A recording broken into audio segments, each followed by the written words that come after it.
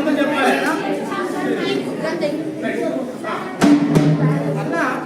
ఈ కోతుల దీపం తెలుసు, ఇంకా ఆ దీపాలు ఈ దీపాలు తెలుసు, కానీ ఈ అక్షర దీపం ఏంది ఏదో అని కొద్దిగా సగం సగం అర్థమైంది అన్న.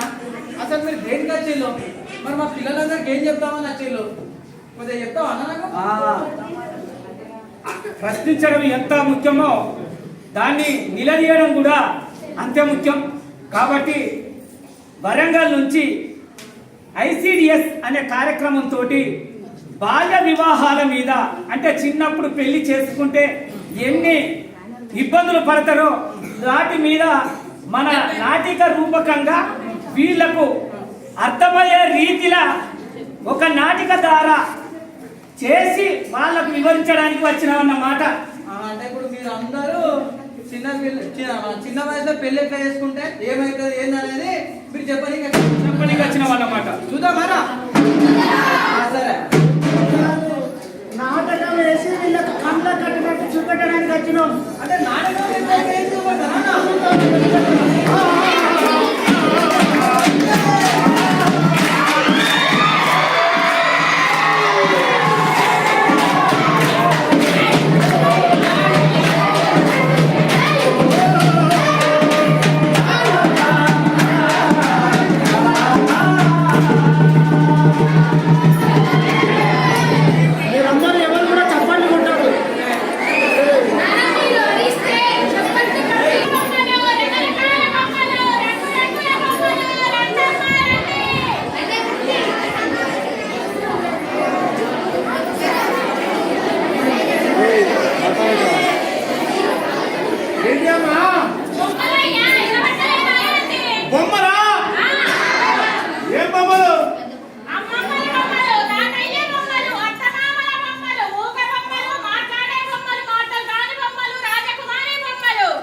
మాట్లాడే బొమ్మలా? బొమ్మ మాట్లాడుతుందా? బొమ్మ మాట్లాడుతుంది ఎక్కడ మాట్లాడదా? అడిగా ఓ మాట్లాడాలి బొమ్మ. నీ పేరు ఏం పేరు? మీరు మాట్లాడదా? రాజకుమార్ పేరు ఎట్లా వచ్చింది?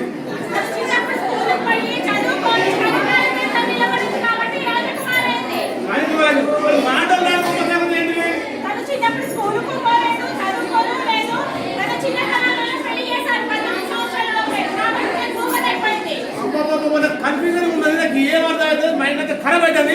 నాకు అర్థం కాలే.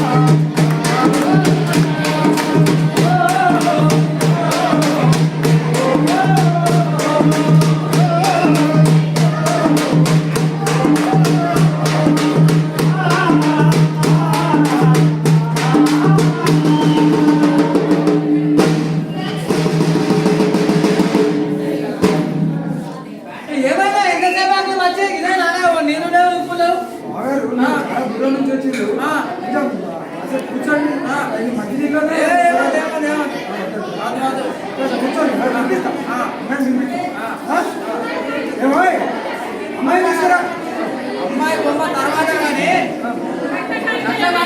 మాట్లాడుకుందాం. బంగారం ఇస్తావా, పొలం ఇస్తావా, పైసలు ఇస్తావా, ఏమిస్తావు ఇది చెప్పడం ముందు. నీకు నచ్చినట్టుగా పొలం ఇస్తా, బంగారం ఇస్తా గోల్డ్ బస్తా పెడతా చెప్పులు చేస్తా అన్ని పెడతా మీకు నచ్చిన రెడీ చేస్తా సరేనా? అమ్మాయి తీసుకురా. అమ్మాయి బొమ్మ ఏదో ఒకసారి ఇట్లా నడవమ్మా. కాళ్ళు ఉన్నాయి రో కొద్దిగా ఊరుకమ్మా. కాళ్ళు మంచిగానే పని చేస్తానే. పండ్లు ఉన్నాయో తెలుసుకోవచ్చు.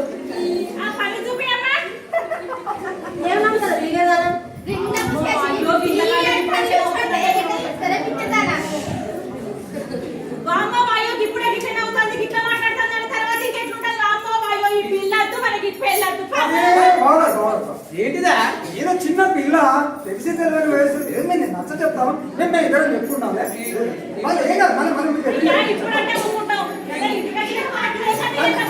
నేను చెప్పుకుంటాను ఏం లేదు నేను చెప్తాను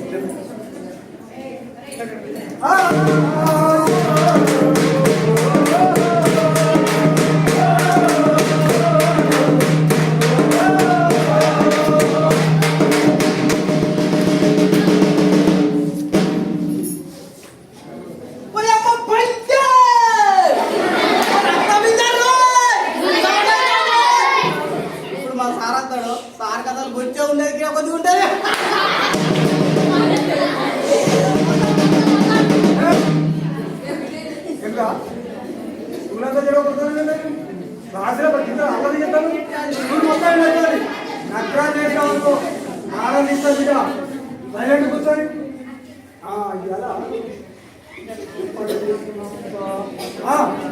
నేను ఇవాళ మన భారతదేశంలో అంతరిక్షంలో మొట్టమొదటిసారి అడుగుపెట్టిన కల్పనా చావ్లా గురించి చెప్పు. మన భారతదేశంలో మొట్టమొదటిసారి అడుగుపెట్టడమే కాకుండా గొప్ప పేరు సాధించి మళ్ళా ఇంకో మహిళ కూడా సునీతా విలియమ్స్ అంతరిక్షంలో అడుగుపెట్టి అక్కడ టెక్నికల్ ప్రాబ్లం వస్తే 9 నెలలు అక్కడే గడిపి మళ్ళీ భూమి మీదకి వచ్చింది. మన భారతదేశ మహిళలు ఎంత గొప్ప పేరు సాధించారు అంటే వాళ్ళు బాగా ఉన్నతమైన చదువులు చదివారు, ఉన్నతమైన స్థితిలో ఉన్నారు, వాళ్ళు అభివృద్ధి చెందారు. మహిళల పట్ల మన భారతదేశానికి గౌరవం కూడా దక్కింది. కాబట్టి ఏమైనా ముగమ్మ ఇలా నువ్వు చదువుకొని గొప్పగా కావాలి. ఏంటమ్మా అలా ఉన్నావు మాట్లాడమే? మాస్టర్జీ నేను రేపటి నుంచి బడికి రావట్లేదు. ఎందుకమ్మా? మా ఇంట్లో వాళ్ళు నాకు పెళ్లి సంబంధం చూశారు. పెళ్లి చేసి నన్ను పంపించేస్తారట. ఇంత చిన్న వయసులో నీకు పెళ్ళా? నువ్వు మైనర్ అమ్మా. నువ్వు చిన్న వయసులో పెళ్లి చేయడం ఏంటి? నీకంటూ కొన్ని హక్కులు ఉన్నాయి. హక్కులు అంటే ఏంటి మాస్టర్జీ? జీవించే హక్కు, రక్షణ హక్కు, అభివృద్ధి హక్కు, భాగస్వామ్య హక్కులు. ఈ హక్కులు పొందాల్సి ఉంది. నువ్వు చిన్నతనం నీకు తెలియజేస్తే ఈ హక్కులు కోల్పోతావమ్మా. ఏమయ్యా మాస్టర్ ఆగండి. హక్కులు చిన్న చింతకాయ తొక్కులు. మా పిల్లకి పెళ్లి చేయాలి. నువ్వు నడవమన్నాడు.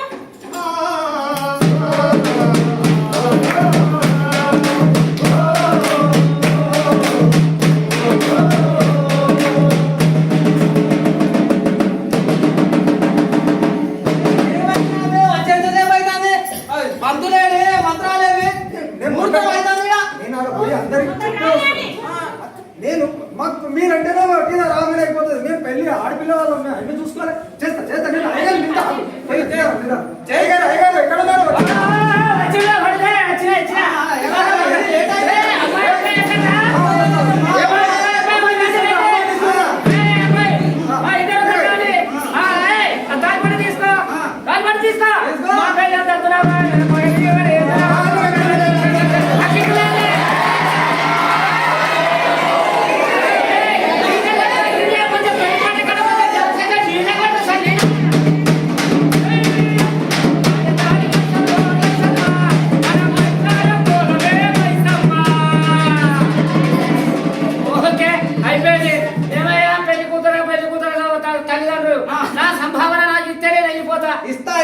ఉల్లిగడ్డ అయిన బియ్యం పచ్చిమిరకాయ అందిస్తాను. మొత్తం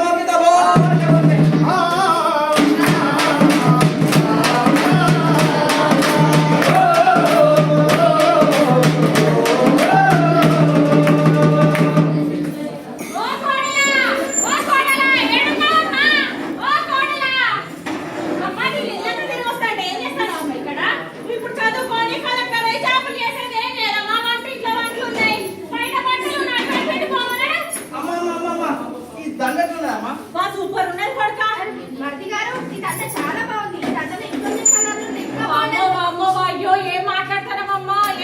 పెద్దవాళ్ళు చేస్తానమ్మో ఏదో ఉంటే మాట్లాడి పెద్దవాళ్ళు మాత్రమే మాట్లాడాలి మరి మాకు మాట్లాడే అధికారమే లేదు నువ్వు మాట్లాడుతావా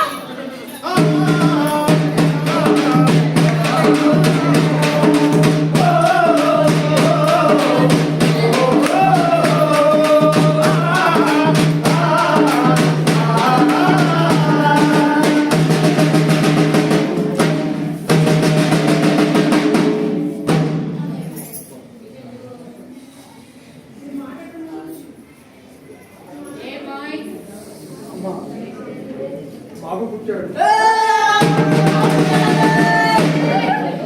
ఆరోగ్యంగానే ఉన్నాడు నేను హాస్పిటల్ అనుకున్నారా గుడ్డ కొట్టాం అనుకున్నారా నేను చెప్పేది నిలబడుతుందా బాబునైతే కాపాడగలిగాను కానీ వాళ్ళ అమ్మని కాపాడలేదు మమ్మల్ని క్షమించండి అన్నది చాలా చిన్న వయసు ఒక పాపను కనేంత వయసు కాదండి ఆమె మైనర్ మరణించింది ఆమె మరణానికి బాధ్యులెవరు ఆమె పుట్టిన కొడుక తల్లిదండ్రుల లేక ఈ సమాజమా ఎవరు బాధ్యులు ఆమె మరణానికి చెప్పండి చెప్పండి ఎవరు బాధ్యులు కాదు మీరు మేము మనము అందరం బాధ్యులం అబ్బా బొమ్మల పెళ్లి కనుక ఇంత రహస్యం ఉన్నది మరి దీనికి చట్టాలు కానీ కోర్టులు కానీ లేవా దీనికి పరిష్కారమే లేదా ఉందా లేదా ఉంది చెప్పు పరిష్కారం ఉంది మన భారత రాజ్యాంగంలో 2006లో బాల్య వివాహాల పైన చట్టం తీసుకొచ్చారు దాని దినదినం మారుస్తూ ఎన్నో చట్టాలు ఇంకా అభివృద్ధిలోకి రావడానికి చేస్తూ ఉన్నా బాల్య వివాహాలు మాత్రం అరికట్టలేకపోతున్నాం ఇక అరికట్టాలంటే మనందరి బాధ్యత కట్టాలంటే అందరిపైన బాధ్యత ఉంది 18 సంవత్సరాలు నిండని బాలికలు 21 సంవత్సరాలు నిండిన అబ్బాయికి పెళ్లి చేయడం చట్టరీత్యా నేరం ఒకవేళ చేస్తే 2 సంవత్సరాల జైలు శిక్ష ₹1,00,000 జరిమానా ఒకవేళ ఆ పెళ్లికి పోయిన ప్రతి ఒక్కరికి కూడా శిక్ష పడుతుంది శిక్ష అర్హులే ఒక్కరి మీదనే కేసు బుక్ కాదు పోయిన ప్రతి వాళ్ళ మీద టెంట్ హౌస్ అయ్యగారు అతిథులు ప్రతి వాళ్ళ అక్కడ పాల్గొన్న ప్రతి వాళ్ళకు శిక్ష పడుతుంది వాళ్ళు పైసలు ఇచ్చారు మాకు డీజే ఉన్నాయి టెంట్ ఉన్నాయి కుర్చీలు ఉన్నాయి మేము వేసినాం ఎందుకు చేయకపోదా ఏం మాట్లాడతారు నువ్వు సంపాదించుకోవడానికి వేసినావు అని అంటారు అక్కడనే పక్కన కాడేసినావు అట్లే కాదు నాకు కార్డు ఇచ్చింది పెళ్లికాడు పోయినా మంచి అన్నం తిన్నాను నాకే సంబంధం కేసు అంటాను నువ్వు అయితే నీకే సంబంధం లేదు అమ్మాయి అబ్బాయి అక్కడ బాల్య వివాహం జరుగుతుంది. 18 సంవత్సరాల లోపు అమ్మాయి 21 సంవత్సరాల లోపు అబ్బాయిది పెళ్లి జరుగుతున్నది. నువ్వు చూస్తున్నావు, ప్రత్యక్ష సాక్షివి. కాబట్టి దాన్ని అడ్డుకోవాల్సిన బాధ్యత నీకు ఉంది. ఇక్కడ ఉన్న ప్రతి బాలకు ఉన్నది ఆ పెళ్లిక.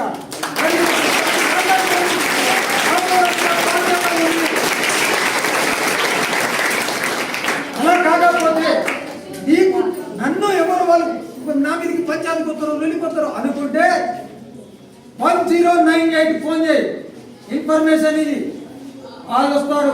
లేదా 181 ఫోన్ చేయి, వాళ్ళు వస్తారు. లేదా 121 పోలీస్ శాఖ వాళ్ళకు ఫోన్ చేయి.